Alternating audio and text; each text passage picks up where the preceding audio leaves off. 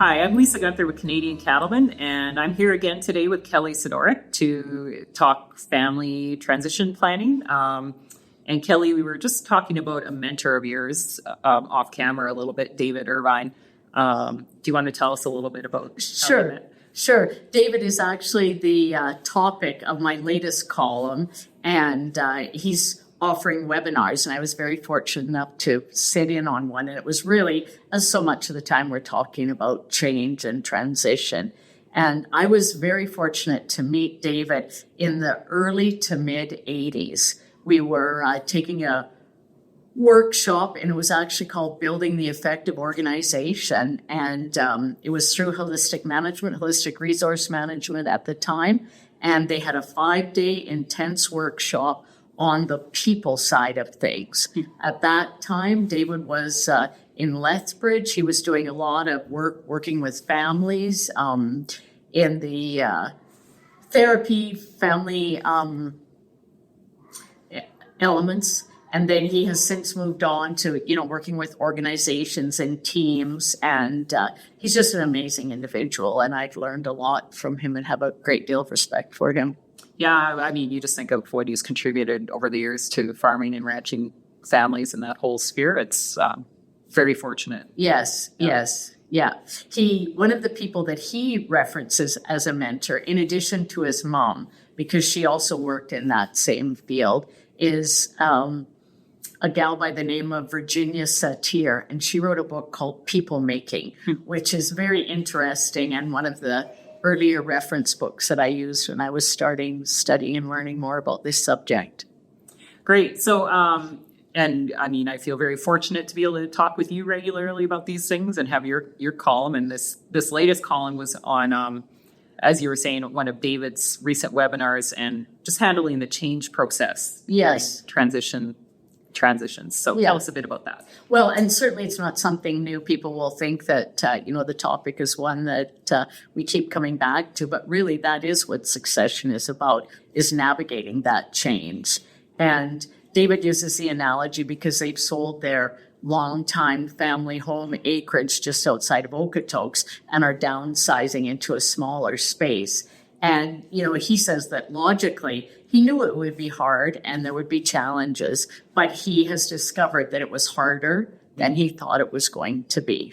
And, when you look at that change model that has us starting out at status quo, something happens and then it does go down. Maybe there's denial for a while. And then at the bottom trough, if you will, there can be a lot of chaos before we start working our way back up with some reflection and learning to hit a new level of self-awareness or the way we're operating. So I guess at the end of the day, honestly, sometimes things are possibly going to get worse before they get better. Mm-hmm. And that's, maybe a little bit of a tough thing to swallow, but it is a reality. And knowing that is what it is for everyone too, Yeah, it just seems to be always a bit messy in the middle, I think. The messy middle, yeah, that's what they call it. Oh, is it okay? Sure. That's yeah. Probably why I was calling it that. Yeah. And so I have to say, having read about this in your column a few times, I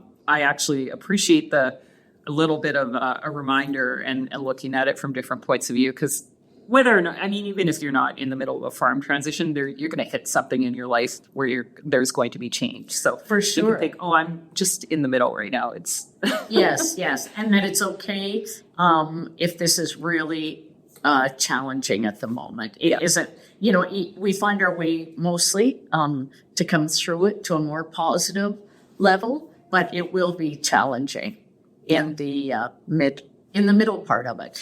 Something else I often think about is, even though you're speaking of not being in a farm family enterprise that's transitioning or succeeding, that happens everywhere. Thinking of even, in our jobs, in our careers, in our nonprofit involvement, so when I'm not there, who's going to fill my shoes? And I think it's always a great way to be proactive and think about who that might be and what do we need to start cultivating in the way of individuals, in the way of a culture ahead of time. Oh, yeah, for sure. Because I think if you yeah, any business or any organization, if you hire somebody who's young and gung ho, and then you never give them an opportunity and maybe a little bit of a push occasionally to take on more responsibility and develop those skills, Yeah. they'll probably go elsewhere. Yes, Right. yes, yeah. And especially, I think that the younger people in this generation are perhaps more worldly. And some of that is because they have seen and experienced more things. Other is being in the information age where we have access to all these different bits of information and knowledge that we can start applying. Yeah, definitely. What else do people need to be thinking about, maybe if they're, or just know if they're at some point in that transition process? Well, I think, being committed and being persistent to work your way through it. And, most of us are lucky to have strong foundations.